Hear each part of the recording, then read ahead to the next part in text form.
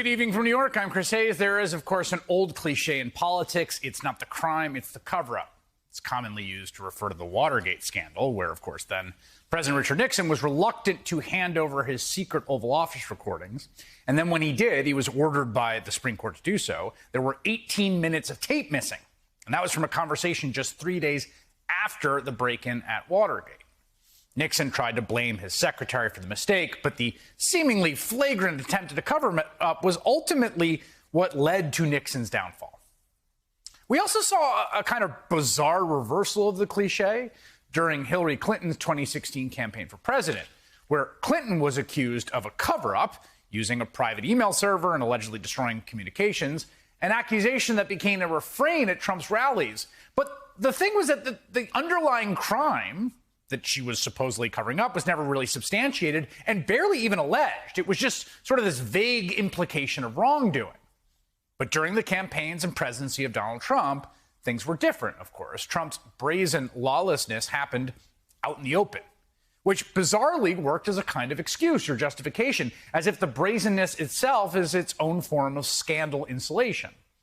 I mean, think about Trump's infamous Russia, if you're listening moment during the summer of 2016, when he just called on a foreign adversary to illegally hack Hillary Clinton's emails. That happened during a live press conference in Florida. And back in September 2019, it was the White House itself that released the notes from the so-called perfect phone call with the Ukrainian president, where Trump pressured him to dig up dirt on the Bidens, leading to the former president's first impeachment. And when Trump realized the transcript might not be so perfect after all, his defense was to do the same thing again, only this time in public.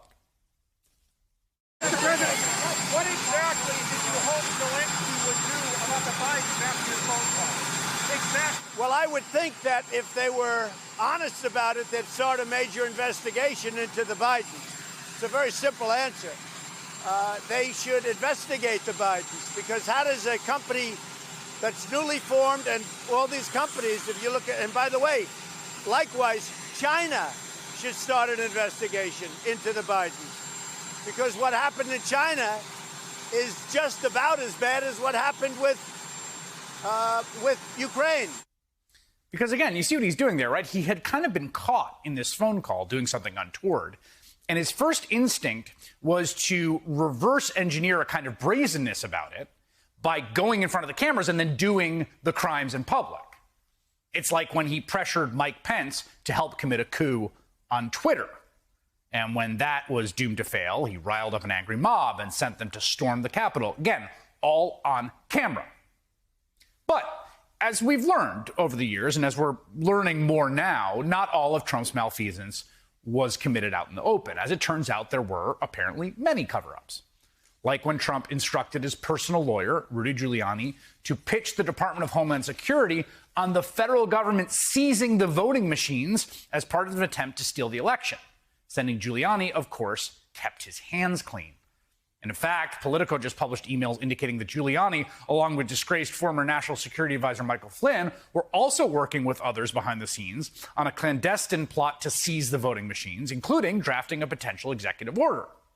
Again, that stuff wasn't being done out in public. It's lucky we even have those records at all, because every day we are also learning more about the efforts that Trump and his team took to destroy evidence. About as clear an example of a cover-up as you could hope to get. It all started with Trump's much-reported habit of ripping up documents, which would be a clear and flagrant violation of the Presidential Records Act. We now know that many of the records received by the National Archives reportedly arrived shredded, had to be taped back together, and that is if they arrived at all, because some records were apparently destroyed completely, directed into so-called burn bags, which is just a flagrant violation of the act. Others were reportedly hidden away at the ex-president's private residence in Florida, including, it turns out, those were marked classified, including some marked top secret, according to the Washington Post. Top secret, of course, is just, written across the top. It looks a lot like it does in the movies.